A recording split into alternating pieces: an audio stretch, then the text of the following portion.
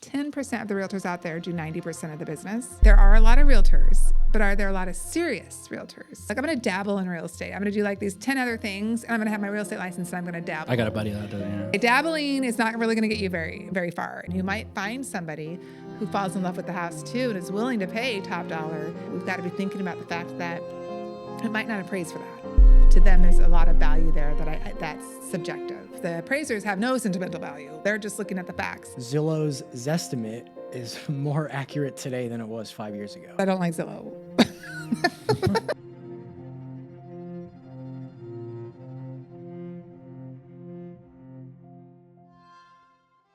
Ladies and gentlemen, please welcome Hannah Winans. Hi. So real quick, it's Winans. Winans? Sorry, yeah. Everybody does that. I'm sorry. Butchered it. Sorry. It's okay. You I want me mean, to I don't leave know that how in? much it matters. I don't know how much it matters to you. I think that's kind of entertaining. Is Yeah. that It'll you're make getting makes you corrected. Yeah, I sound just really fumbled. pretentious, right? Yeah. Like, no, it's Winans. No. It's spelled Winans, so the Winans just throws people off. but, Okay. Yeah. Thank you. I think that's good content. I think it's yeah, entertaining. just fumbled, Okay. yeah. Yeah. Making a bad reputation. It's an easy mistake to make. Yeah, well, welcome to Behind the Redwood Curtain. It's an you. honor having you on. You are the very first real estate agent we've had on the podcast. Yay, that's and we are exciting. excited to get into all things real estate and business. Okay. Well, thank you for having me. Yeah. Yeah. All right. Well, let's start with the start. You have been a real estate agent for over 20 years. What was your introduction into real estate? So my introduction into real estate back in 1998, I received my real estate license. I was living in Colorado. I just gotten married. I just had my son, and I was trying to figure out what I was going to do for a career. I tried going back to school, but I was also working nights and weekends, and with the baby and not a lot of family support, it was really hard. So I realized I needed to get into a career where I was going to start making some money. I thought that real estate might work well for me. My husband had recommended it. He said, "You're a people person. You're great at sales. You should get your real estate license." I thought, oh, that's great. It'll be super flexible. I can be at home with my son when I need to. To me, it seemed really glamorous. You know, I was 24 years old, I think. I was fortunate enough. For me, a lot of being in this business I've been at the right place at the right time. I think I heard it from Oprah, but I'm not sure that this is her quote, but I'd heard from her years ago. I heard her say something like, luck is when preparedness meets opportunity. And I feel like that's happened a lot for me in my business. So I got my real estate license, and we also had an opportunity to go in partners on a fixer-upper house out in a really kind of very kind of affluent community. And at the same time, a real estate brokerage was opening up down the street. So while I waited for my real estate license to come in, I worked as a receptionist there. And then they asked, once my license came in, they asked if I would be an agent there. And it was a terrific start. It was a little country office. I was selling a lot of luxury homes on acreage and land, and just kind of landed in the right spot at the right time. So I don't want to say I fell into it, but I definitely didn't have a solid plan. I just thought real estate sounds interesting. Let's see what happens. So You just mentioned your husband saying that you would be good at real estate. Mm-hmm. But you just said that you said something like you didn't know what you were getting into or something. Can you dive more into that? Well, I didn't really know anything about homeownership. It wasn't part of my growing up. We didn't own a home at the time. I mean, I was really, really young. So I didn't know how it worked. I didn't really know what realtors did, other than I thought, well, they just open doors and they write contracts. And I went to my little night classes and got my real estate license, but that doesn't really teach you at all about what you're going to be doing out in the field.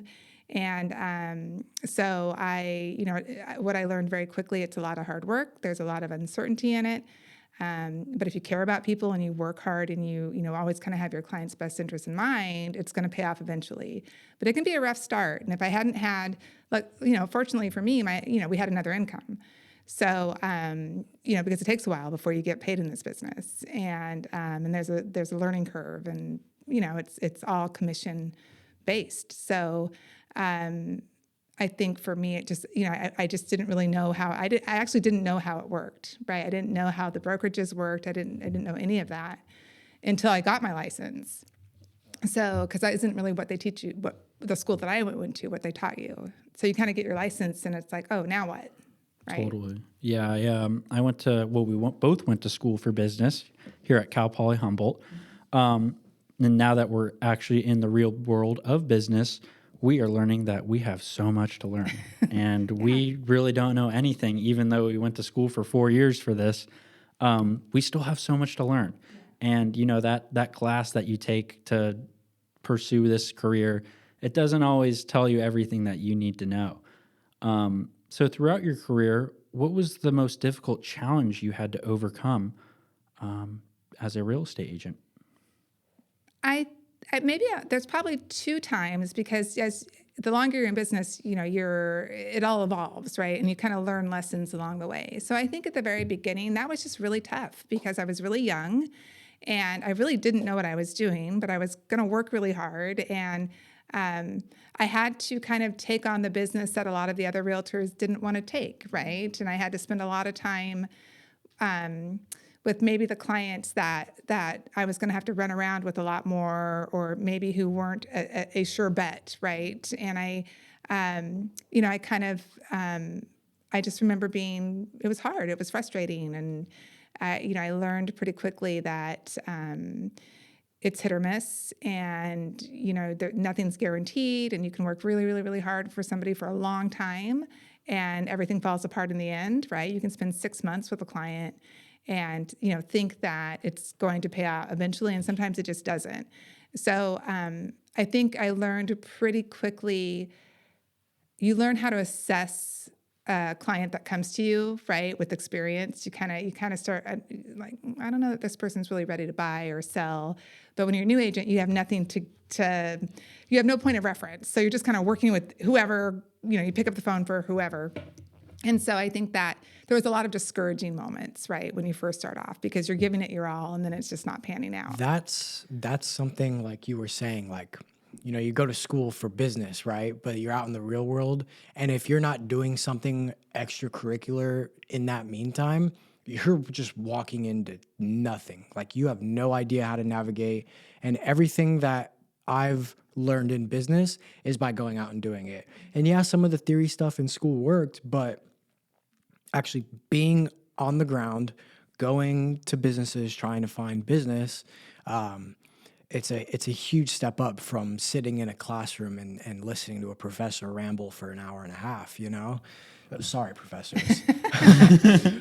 But yeah, when you were starting out as a real estate agent and you didn't really have that point of reference to gauge like a client, what were some of the things that you should have, now looking back with 2020, you should have seen right off the bat to know that they weren't going to buy or they're not ready? Or Right. I think kind of pre-screening, making sure you're having consultations with clients before you're going out and showing them property. It's changed a little bit, and we'll probably talk about that these days with how buyers can go look at properties with realtors. But back in the olden days, it was, I think as a new agent, basically, we would do what's called floor time at my brokerage office. So I worked for a broker, and he had an office with multiple agents in it, and we would take turns doing floor time, hanging out at the office, waiting for the phone to ring, waiting for people to walk in.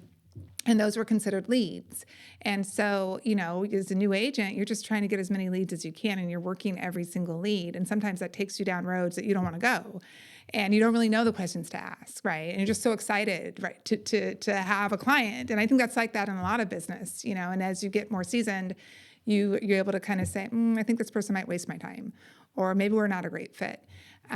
So I think in hindsight, I think for newer agents, the more kind of upfront consulting that you can do with clients, the better, because not only will it help identify maybe some of the things that are going to make them a client that you're going to work longer with, right? Maybe they're not ready to buy right now, but it also, the right kind of consultation can also set them up for success if you do want to work with them, right? It's a relationship. I mean, when you're working with a client, a buyer or a seller, you're in it for months, could be years. So I'm very careful nowadays with, are we a good fit? You're in the middle of I recently had some clients who bought a house and sold a house all through me. That's a big deal, and that's a lot of me in their life. And so I think as a newer agent, I didn't have necessarily those feelers to kind of know what I was getting into. And, now Yeah. I do. You mentioned brokerage. I'm curious, what is the difference between a broker and a realtor? So how can I easily explain this? So most real estate agents have their agent license and they work under a managing broker or an owner broker. To become a owner broker or a managing broker, I believe you have to have your bachelor's degree, or you have to have, I want to say it's at least 2 years. I could have this wrong. It's been a while since I had to take the test, but 2 years in the real estate business. So basically, when an agent gets their broker's license, that's kind of the highest that you can go, right? And so if you have your broker's license, you can go out on your own and you can open up your own brokerage and hire other agents to come work for you. A lot of the typical brokerages, the way it's set up is that they'll have agents that work under a broker, and that broker typically a lot of times has them on some kind of a split to where the broker covers a lot of the office fees and the rent and all of that, and the agent is on a split to where some of their commission goes to that broker. And that's kind of the traditional setup, and that's the way it's been for a long time. And it's worked well, for me, being a broker owner. I have a boutique brokerage. It's a little bit different of a setup, which I really like, but it took me years to get there. So, for newer agents or agents who haven't been in the business that long, the traditional brokerage setup works really well for them. As a boutique brokerage, how do you differ than larger real estate firms? I think I feel like for what I'm doing, and I there's so many great agents that work in the larger brokerages, so I don't want this to sound like they're not great. Totally, not a diss towards I think them. I have more control. For me, I really I have control over my branding. I have control over the services that I provide, and a lot of agents inside their brokerages have that too. I just feel like I can create kind of an experience for my clients where I'm really just focusing on the quality of service. So boutique is like Small. a small like small business brokerage, basically. Yeah. So if you were like, I'm gonna bleep this out, but like you would just be a normal brokerage. Yeah, 'Cause they're that's a huge. typical. Okay. Yeah, that's a typical brokerage, and they have great brokers. And what's really nice about the larger brokerages is that if you haven't been in the business for 20 years, and even if you have, you still need training, right? So you have, if you're an agent with a broker, you can always go to your broker who has more experience than you, and they can answer questions. And so that works well for a lot of people. For me, I have other brokers that I know well, so we all kind of ask each other. We kind of go to each other. I have a few that I call, and when we have really strange things come up, I'm like, have you ever seen this before? So what's nice about Humboldt County is we are such a tight-knit group of realtors. And so it's so different here than it is in other areas. So we do, I feel like, for me, I make it a point to stay super engaged. Like I serve on the board of realtors and I serve on committees with the board of realtors or the Association of Realtors because I am kind of on my own. So I have to make extra effort to kind of stay engaged with other realtors. How do you balance that, like competition versus other agents or brokers, like, because obviously we're in such a small community. How do you manage not stealing their business, but also serving on the board that they're also at this same like seat at, or like in the same room as you? It's so interesting because I've always said this: real estate is one of those businesses where we have to, the realtors, we all compete with each other, but we all have to work with each other too. And Co-opetition. Yeah, it's co-opetition, totally. And so, when we're in escrow, if I've got a listing and there's another agent involved who has the buyer, we're working together towards the same goal, right? Which is to make sure we can close the escrow and everybody, everybody's needs are met. But we also might be going out for the same listing down the street. And so it's a very interesting setup. And I think that in Humboldt County, it's not so vicious as I know that it is in other areas. And I think because we're such a small community, we all really rely on each other, and we're going to see each other at the grocery store, right? It's not worth treating each other badly or being sharky in this community. So that's wonderful because that's not my nature, and I don't think that's most of the realtors out there. I think most of us have pretty much a mutual respect for each other, but we cross over into each other's, I don't want to say territories, that doesn't sound right, but even in my own neighborhood, I get solicitations from other realtors because somehow my address got on the mailing list. And I can't say, well, this is my neighborhood. You can't farm here. They call it farming, is when you're kind of canvassing a neighborhood. I just think that I think there's enough business for everybody, even though we're a small community and there's a ton of realtors. There's like 500 of us. I think we're the largest trade organization in Humboldt County. Whoa. But everybody's got a different style, right? And the general public out there, they kind of gravitate to what works for them. And, so yeah, there's a saying in business that, what is it? The top 10% of the realtors out there do 90% of the business, which is an interesting thing to think about. Right. So, and that, if I think about the people that I know that are, top producers, that rings true. So, which is something for any person looking into getting into real estate to really think about, because it takes a long time to get there. Yeah. Sorry, dude. No, you're good. Go ahead. Since this is such a small community and there's 500 realtors, Something here, like, it might be under 500, but around give or there. take. Yeah.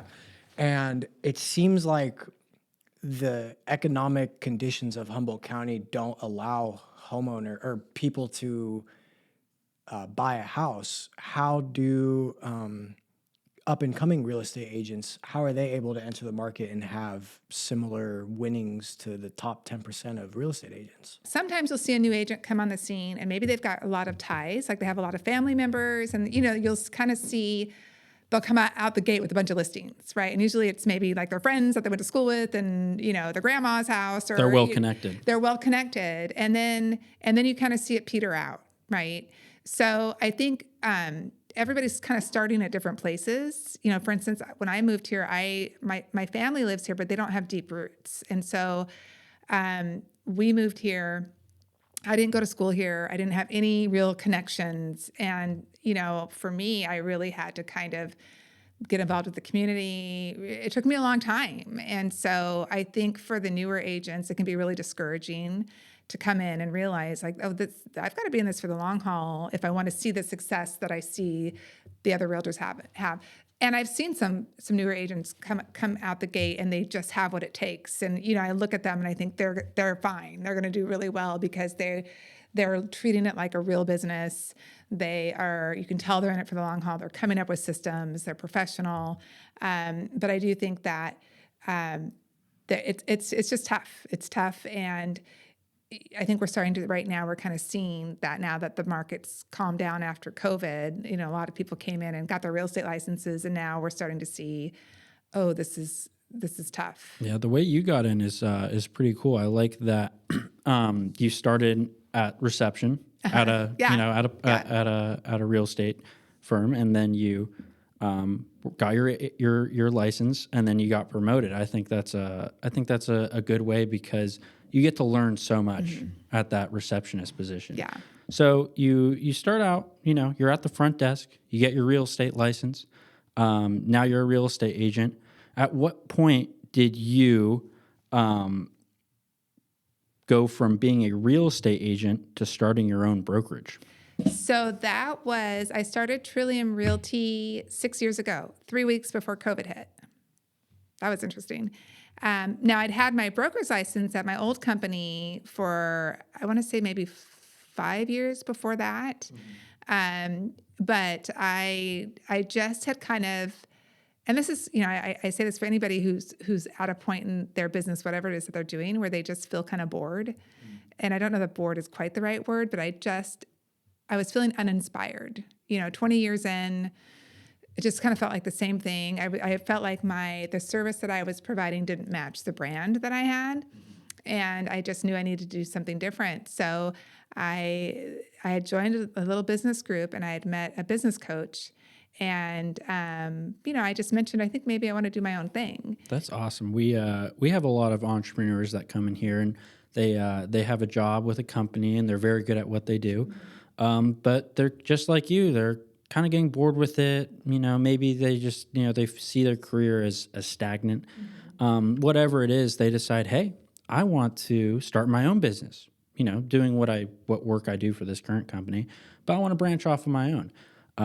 And we love to hear that here because we get to help them, acquire that goal and that vision.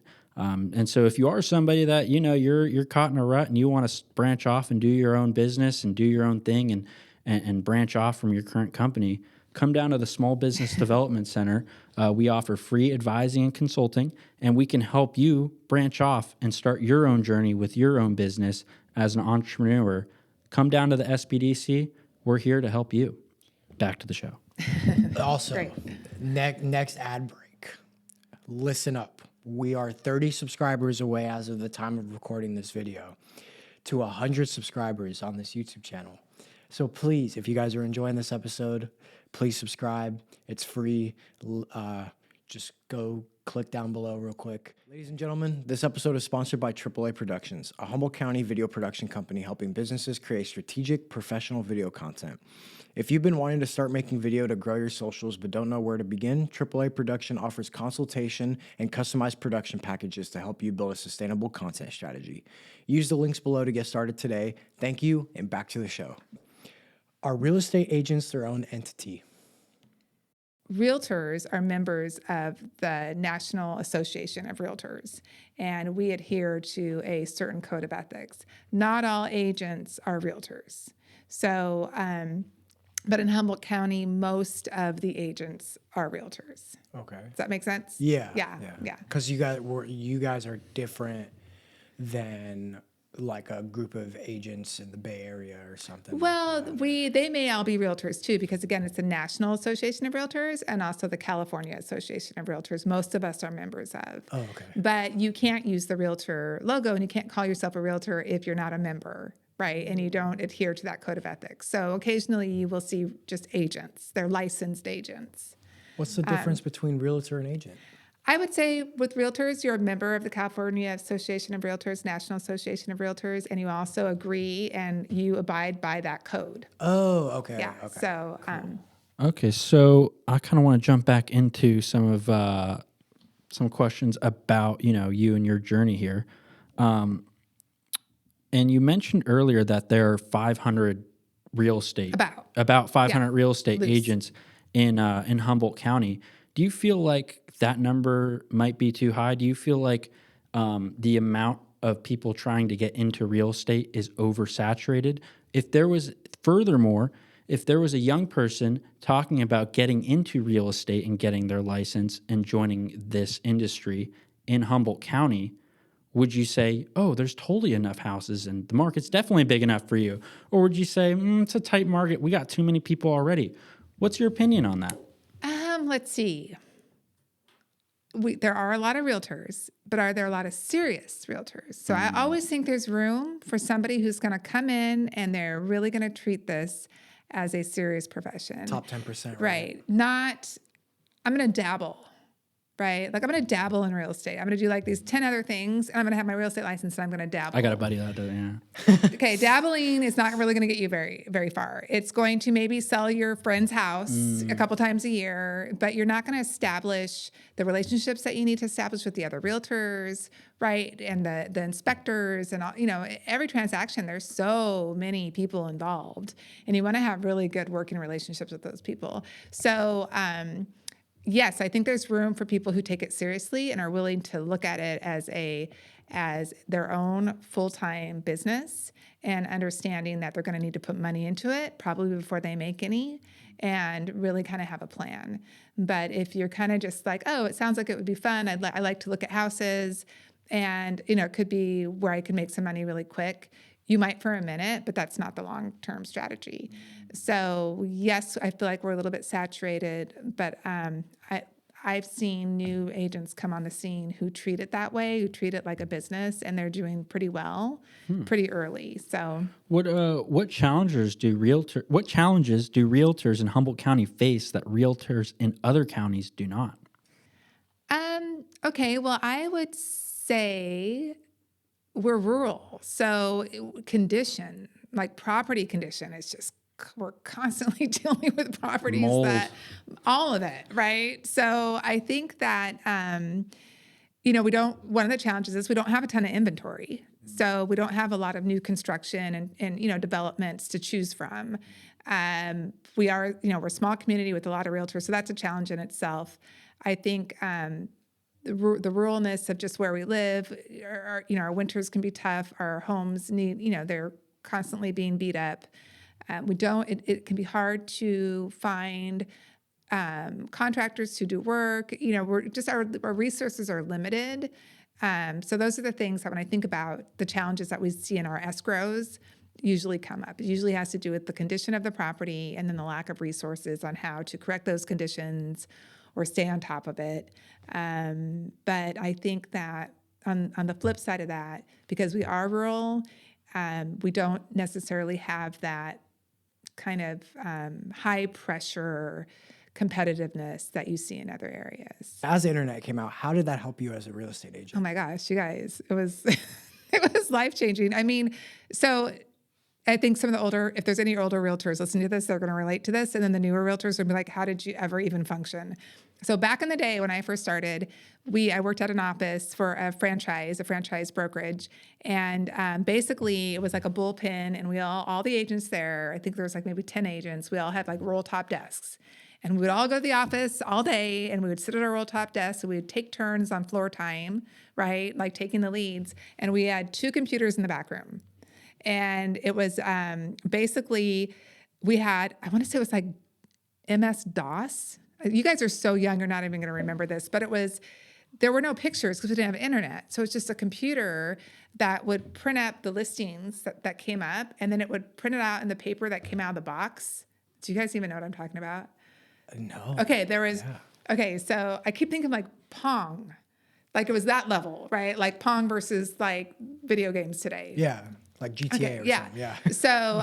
So you'd print up the listing, no pictures, nothing, just an address. And then it would print out on the paper, like back and forth from the paper in the box. And then you'd rip it apart, and then you'd have to go drive by the house to see what it was.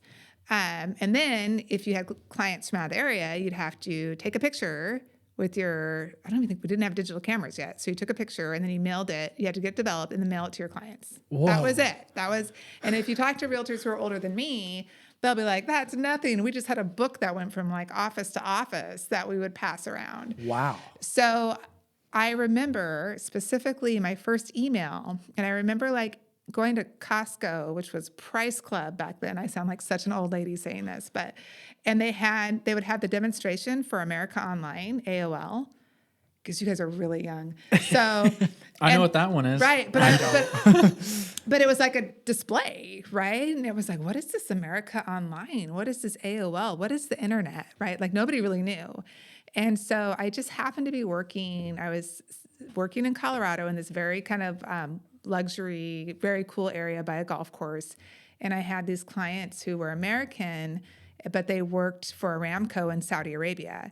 And they were buying a house in Colorado, and they were very techie, And so the internet had just happened because there was AOL, but none of us did email.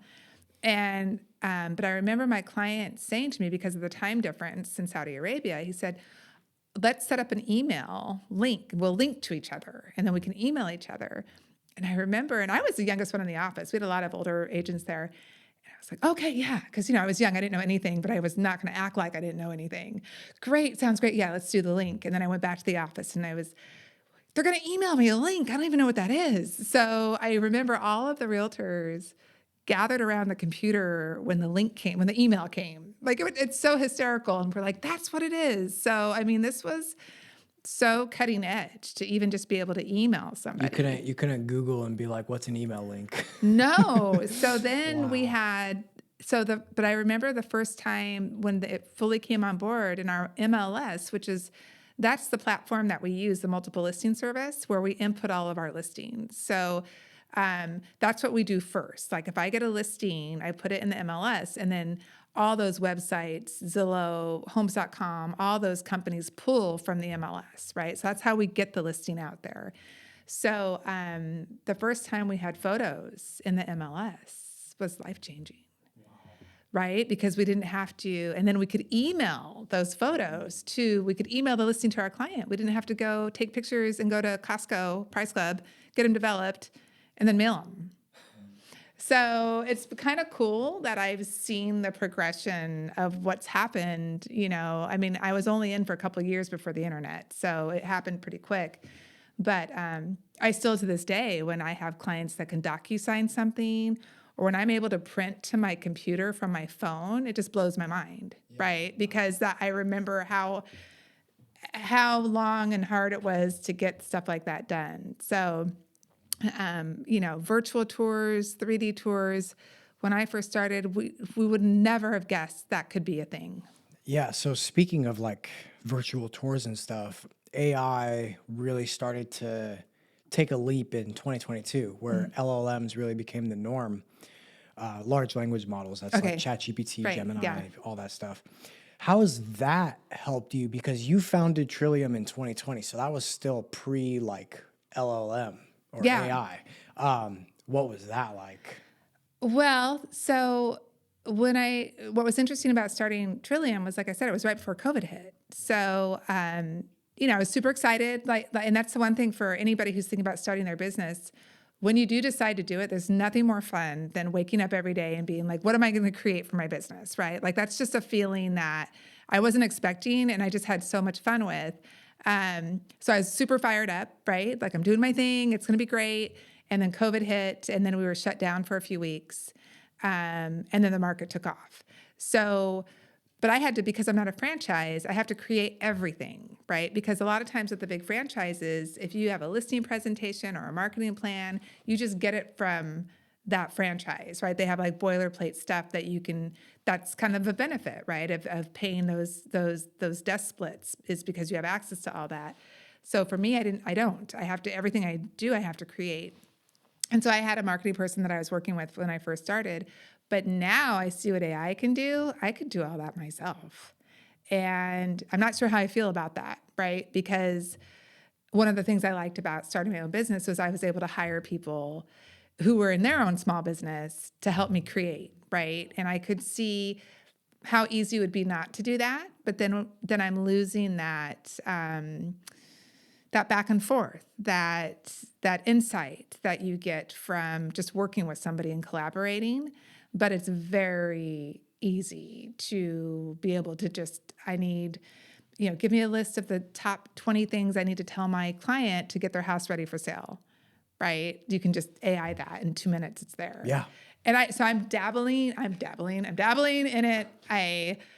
I want to use it carefully though, because I do believe in human connection, but I could see where it just makes things easier. Yeah, that's good, because a lot of people see AI and they're like, oh my God, now I don't need to spend $150,000, $200,000 a year on someone who knows this more than I do. I can just go online for free and get it done in 5 minutes.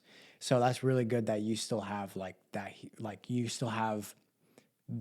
like, I guess, like feeling and that connection towards people and wanting to bring them in and help you out. Right. Collaborations, that's one thing I feel like you can't really replace. Although I have a friend who's really deep into AI, and she has full-blown conversations with, and I'm just like, this is wild. Yeah. It's wild. And it's so tempting. So I kind of forget that I could use it, right? It's like, oh, I could have just AI'd that. That would have taken me 5 minutes.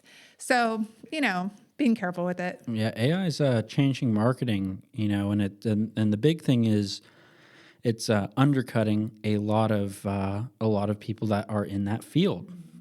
So when you discover, okay, I can use AI to develop flyers or develop this marketing material, and I can save a lot of money instead of paying a marketer to do that for me. And you see this in all industries, and even here at the SBDC, we're seeing it with our clients. Is people are like, I really do want to pay this person to do my marketing, but it's not cost effective for my business because my competitor is not paying that marketing cost, and now he's undercutting me because he's not putting as much money into marketing. So hiring somebody just to hire somebody, it doesn't make financial sense. However, if you can hire somebody to do marketing and they can increase revenue to the point where it does make financial sense, then making that hire and having that marketer can be feasible because he's bringing in the revenue that you need to pay him or her. Got to get that right. Yeah. And my question is, what can marketing teams or marketers do to bring value to your business and stay hired and compete with AI? Collaborate. I think really kind of, for me being a boutique brokerage, it's really important that that my branding and the way that I work is easily identifiable, right? When somebody looks up a realtor in McKinleyville and they Google Trillium or Google realtors in McKinleyville, I'm going to pop up to the top of the list.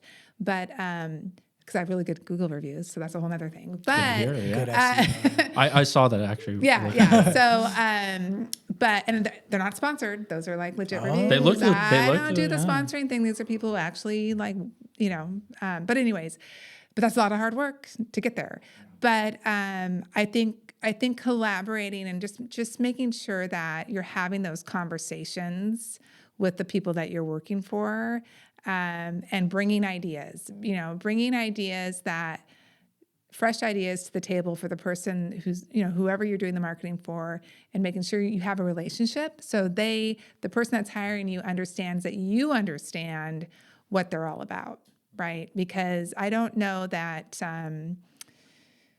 AI can get a sense of it, but it's not going to be the same as sitting down at a table and bouncing ideas off of each other. And how does this sound to you, right? Like, my target market.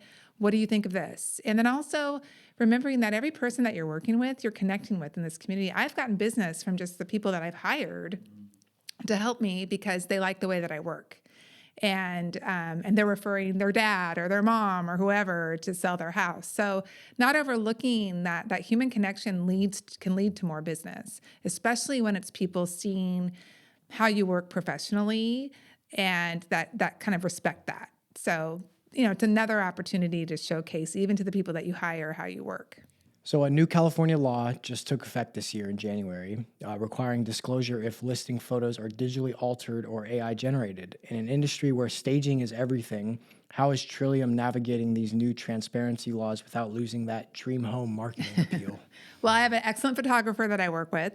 So, and what we've done is, every house is different, right? So, and I have a range of homes, from starter homes to luxury homes. I'm more of a listing agent. That's where I like my focus to be, is working with sellers. So there's virtual staging, which I'm not sure if you are familiar with that. And the rules with that are, if you have a home that's virtually staged, there has to be a picture of the empty space right along with the picture of the staged space. And it's funny because I was kind of reluctant about virtual staging when it first came on the scene, because I felt like, well, people are going to fall in love with what the picture looks like, and then they're going to come walk through the house and it's not going to feel the same. That still can ring true, but for your out of area buyers, it's really important because it gives them scale. It's like a what if, right? Yeah, it's like a what if, but more importantly, it's really hard when you look at an empty room to know what the size is, right? So it's helpful there. It does kind of give a what if.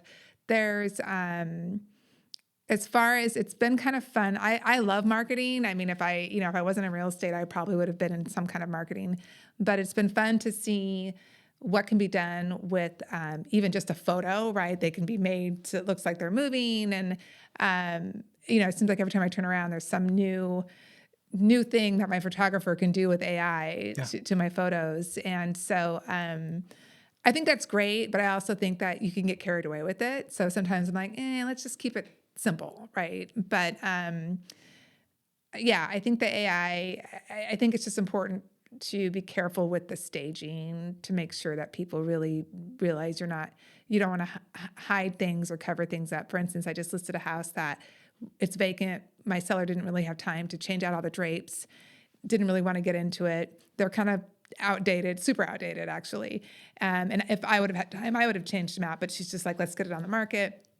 So I told my photographer, I'm like, when you go to virtually stage this one, let's go with a really traditional look that might somehow tie in with these drapes. And he did a really good job with it, right? That's good, yeah. So, and it just seems like there's more and more available and more options as this goes on. So, Does your photographer do videography as well?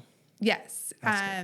But typically what I do with my listings, and I spend a lot, I mean, I don't skimp on my marketing. I mean, it's really important to me to make sure I've got the full package, whatever it takes, right? Because you've got that one chance to make a first impression with the listing. And so I typically, we used to do like a walkthrough video, which is great. But now because of AI, he can take the still photos and make it look like a walkthrough video. So that's interesting. And then we usually do, like, if I can, I love drone photography, even for a house that's maybe in a tract development, because it really shows, especially out of area buyers, what that whole neighborhood looks like, right? And every time I do that on even on a tract neighborhood, it's a no-brainer for something on acreage. You want to showcase the land. But those homes sell faster, and I really think it's because, and a lot of times it's out-of-town buyers, because I think they can see what it all looks like, right? Like the proximity to this house and the bay, right? So that's kind of interesting to me. What's a tract? A tract neighborhood would be more of tract is maybe the old school way of saying it.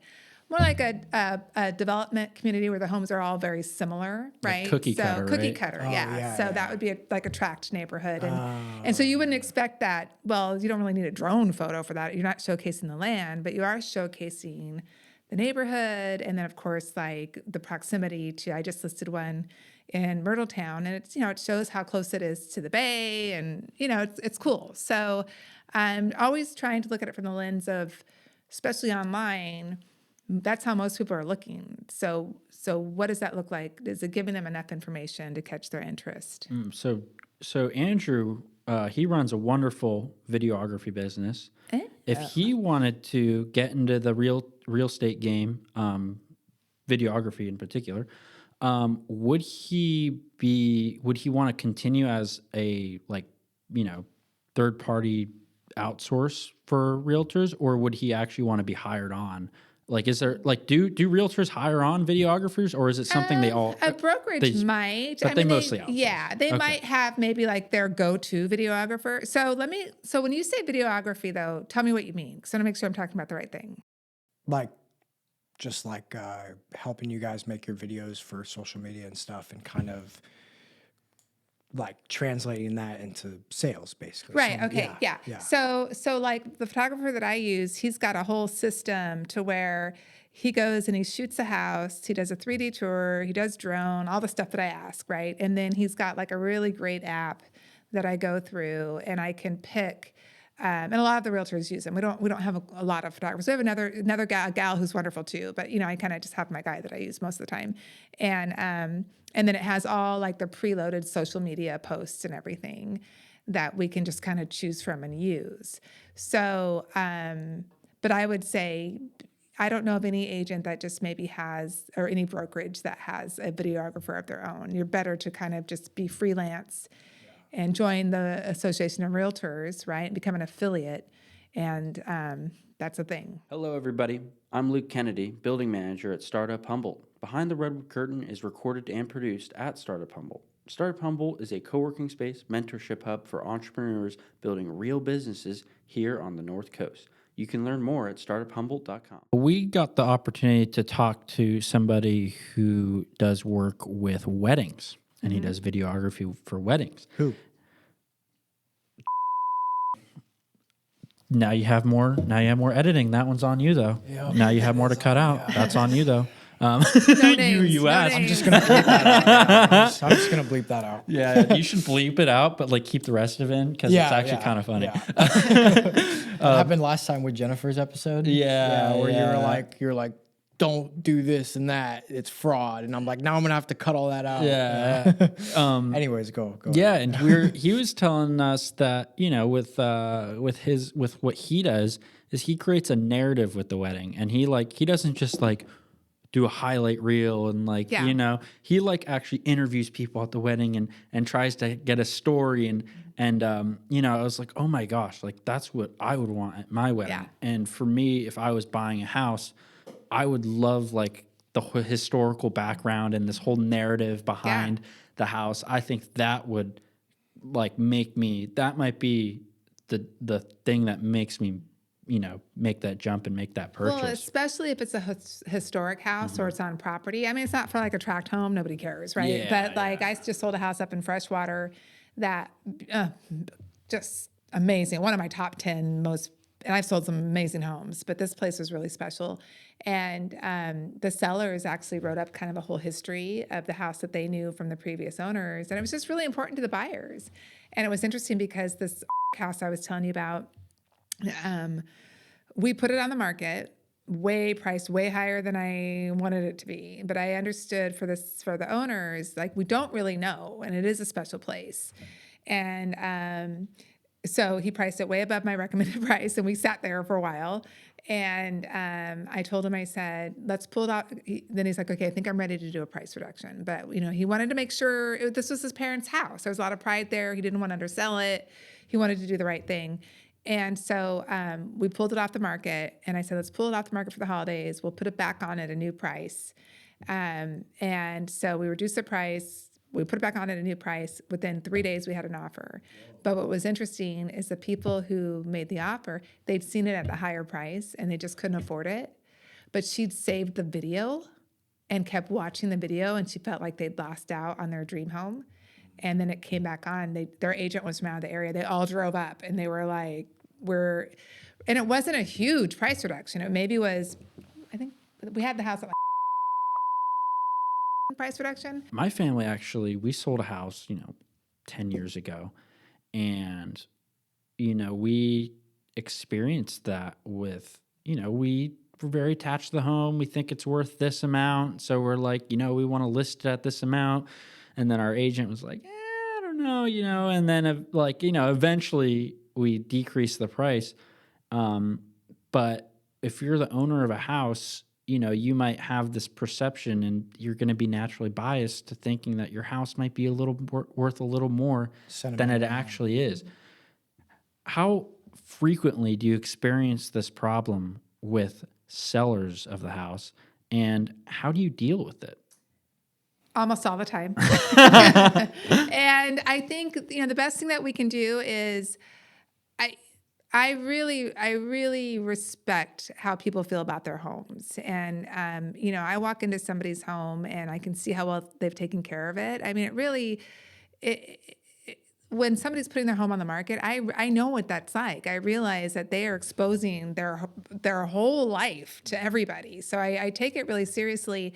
The best thing I think as a realtor that I can do is just give them the facts, because there is going to be so much emotional attachment, and still honor, well, what do they want to do? It's their decision. So, I don't advise testing the market. That I don't think that's the best strategy. I feel like if there's a sweet spot to where you price it, your home should sell quickly, right? It shouldn't sit on the market. The longer it sits, the less you're going to get.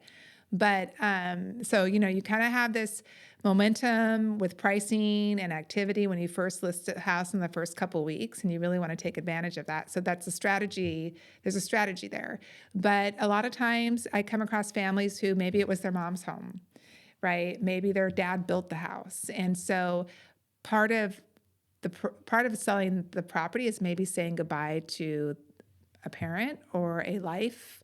And so how do you put a dollar amount on that, right? Sentimental value. Sentimental value. So, it's just kind of gauging the situation and explaining to people, let's try it here, right? Let's give it a shot.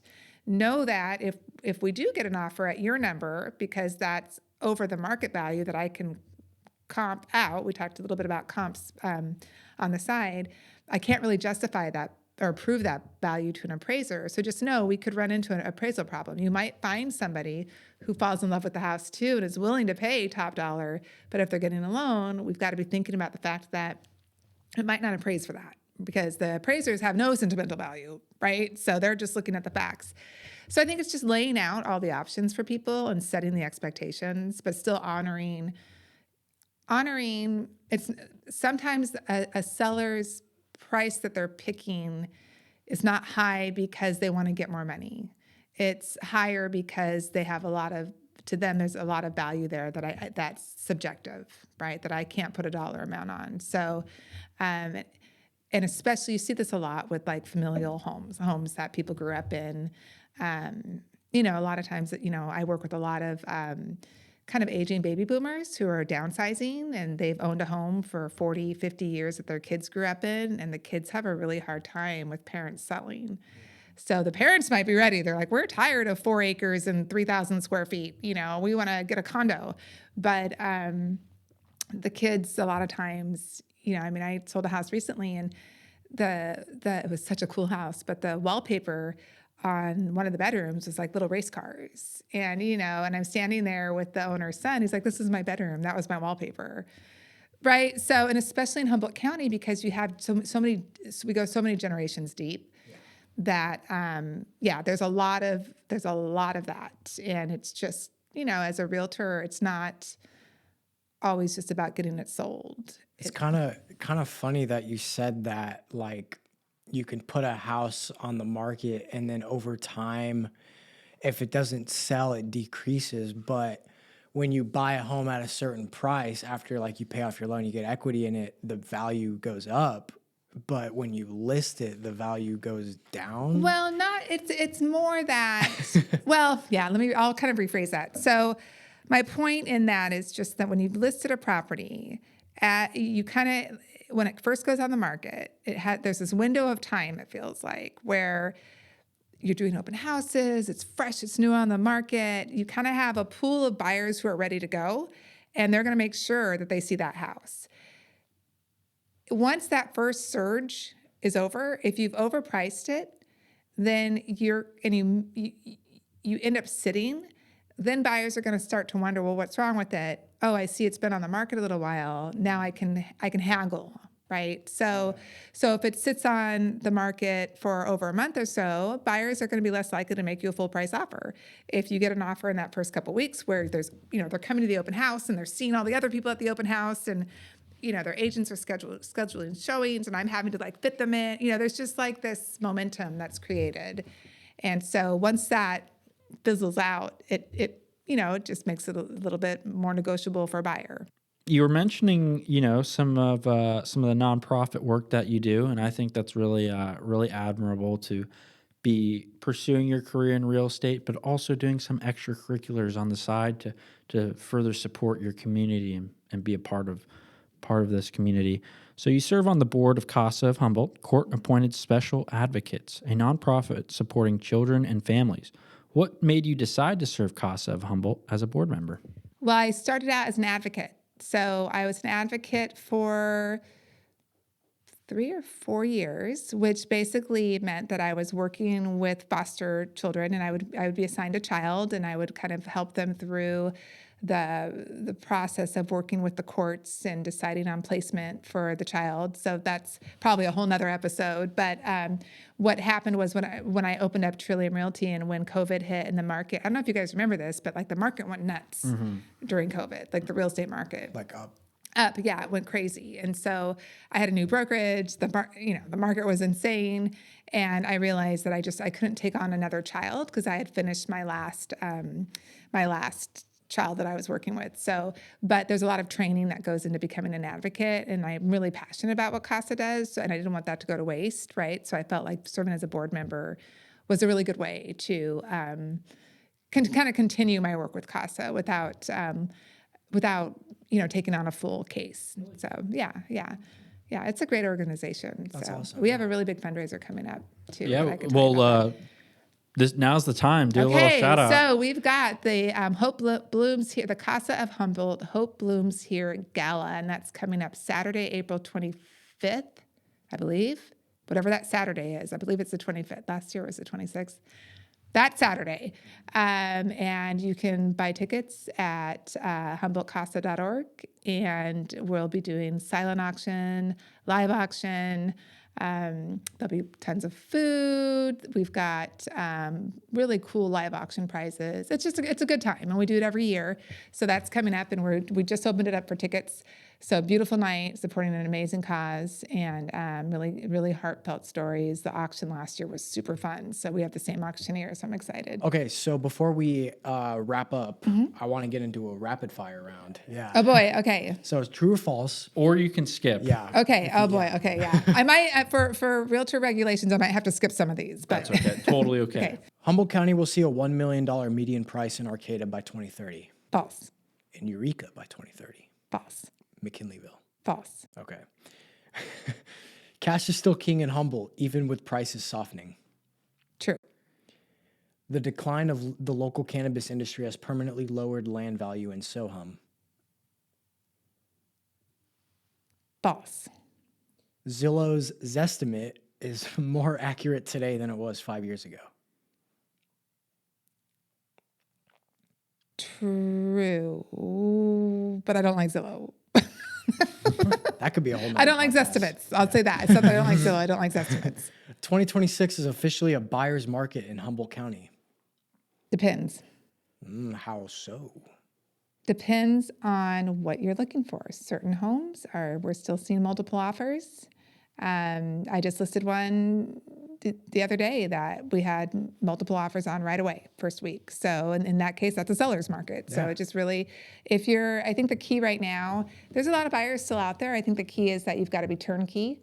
Really, really good condition. Condition really matters, and price right. And so if you're not in great condition, then you're going to take a hit and you need to price accordingly. What is something that realtors and or sellers should be looking out for in the real estate market over the next year, 2026? Anything to be happy or worried about? Well, I think there's going to be opportunities for both. I think that rates have come down a little bit. So I know for a lot of people who are new to the real estate market, we're just under about 6%, I think. But again, that's a lender question. It varies, credit scores, all that good stuff. But I think that historically, that's been a pretty standard market when we're at that. I think we got real spoiled when we were seeing 3% loans. I don't think we'll ever see that again. So I think that it feels a little bit more of a fair market where you're not seeing 20 offers on a house, which is what we were seeing during COVID, which that is not fun. I had that on a listing, and that is people are like, what a great problem to have. No, it's not. That's really, really overwhelming. So I think that I feel like this feels a little bit more like the market when I first started real estate, right? Where buyers had a chance and sellers, weren't completely underwater. I think part of the problem is we're just not seeing as much inventory come up this time of year that I was expecting. Yeah, like I'm not seeing, usually we kind of see a spring surge, and it's more like a dribble. Like it's not, I keep expecting I'm going to pull up the MLS and see 10 new homes on the market, right? And I'm just not seeing that, which is great. It's great for me with my sellers because they don't have as much competition. But yeah, I feel like there's, in a more of an even kind of fair market, I feel like there's opportunities both ways. So I think if you're looking to buy, it's tough, right? Because especially with prices up the way they are, a mortgage payment is just so high. But if you're looking to buy, making sure that you're talking with a loan officer, and even if you can't do it right now, start planning for it, right? Meet with the loan officer. If you've got credit issues or, find out whatever you need to do to put yourself in a good buying position in the next few years. I've said that to clients in the past who've come to me and said, I'm never going to be able to buy a home. And, they do the work, and 5 years later, I'm selling them their first home. So it's not, I think for a lot of young people, it feels a little bit hopeless. And so, that makes me sad. But I do think that I'm hoping we'll start seeing some more opportunities come up for buyers. And we need, I think one of the reasons why we're not seeing a lot of inventory is because a lot of people own homes and they're locked in. They've got these great rates, right? So how do you leave a 3.5% loan to move up into, a 6% loan? That's hard for a lot of people to do. And so it's not opening up right? Those move up buyers aren't making that move up for the entry level buyers to come in. When was the 3.5% loan? 2020. Yeah, that was, yeah, right around then, the height of, COVID. You don't ever think you will see that again? I personally don't. I'm no lending expert, but in the 26 years I've been in the business, we've only seen it that one time. Yeah. Okay, well, if I'm gonna buy a house in the next 10 years, I will let you know. I'll be around. Yeah. I'll be still selling real estate. But yeah, I think that's a good place to stop. Our camera's about to die. Oh, awesome. Yeah, Okay. yeah. Well, Well, thank you so much for Thanks, joining you us. guys. Yeah, I Thanks really for having appreciated me. the Appreciate it. conversation. Yeah. And I hope we get to bring you on again soon. let's Talk love more, to yeah. and get a lender on here. A loan officer would be a really good person to talk Do you to. know any loan officers? I do. I will get you some names. Yes, that'll be great. Yeah, that would be awesome. Awesome. Yeah, thank you so much. Okay. Thank you. Yeah.